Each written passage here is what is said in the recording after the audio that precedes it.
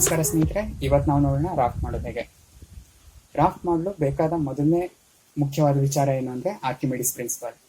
Archimedes principal ಏನು ಹೇಳ್ತಪ್ಪ ಅಂದರೆ, suppose ನಮ್ಮ ಹತ್ರ ಒಂದು ಕಂಟೈನರ್ ಇದೆ, ಅದರೊಳಗಡೆ ನೀರಿದೆ ಅಂತ ಇಟ್ಕೊಂಡ್ರೆ, ಅದಕ್ಕೆ ನಾವೇನಾದರೂ ಒಂದು ಆಬ್ಜೆಕ್ಟ್ ಹಾಕಿದ್ರೆ ಆ ಆಬ್ಜೆಕ್ಟ್ ಅದರಷ್ಟೇ ವಾಲ್ಯೂಮ್ ಇರೋ ನೀರನ್ನು ರಿಪ್ಲೇಸ್ ಮಾಡುತ್ತೆ.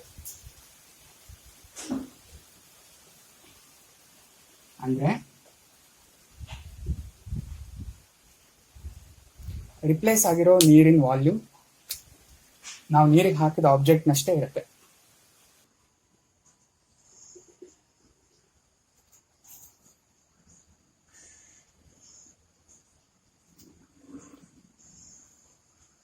ಸೊ ಲೆಟ್ಸ್ ಸೇ ಒಂದು ರಾಫ್ಟ್ ಇದೆ, ಆ ರಾಫ್ಟ್ ತೇಲ್ತಾ ಇದೆ, ಮತ್ತೆ ಅದರ ಮೇಲೆ ನಾನು ಕುಳಿತುಕೊಂಡಿದ್ದೀನಿ ಅಂದರೆ, ನಾನು 60 kg ಇದ್ದೀನಿ ಅಂದರೆ,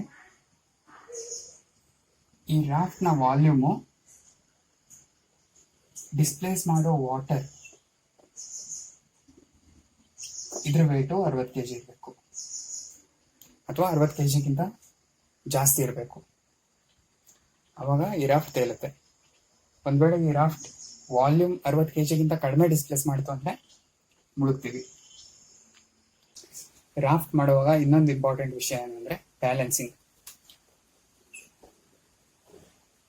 ಸಪೋಸ್ ಈ ರಾಫ್ಟ್ ಹೋಗ್ತಾ ಇದೆ, ಇಲ್ಲಿ ಇದು centre of gravity of the raft ಅಂತ ಇಟ್ಕೊಳ್ಳೋಣ. ಸಪೋಸ್ ನಾನು ಇಲ್ಲಿ ಕುಂತ್ಕೊಂಡ್ರೆ ಇಲ್ಲಿ ವೇಟ್ ಜಾಸ್ತಿ ಆಗುತ್ತೆ, ಇಲ್ಲಿ ಕಡಿಮೆ ಆಗುತ್ತೆ. ಅದು ಅವಾಗ ರಾಫ್ಟ್ ಒಂಥರ ಸನ್ನೆ ತರ ಹೀಗಾಗ್ಬಿಡುತ್ತೆ. ಅಂದ್ರೆ ನಾನು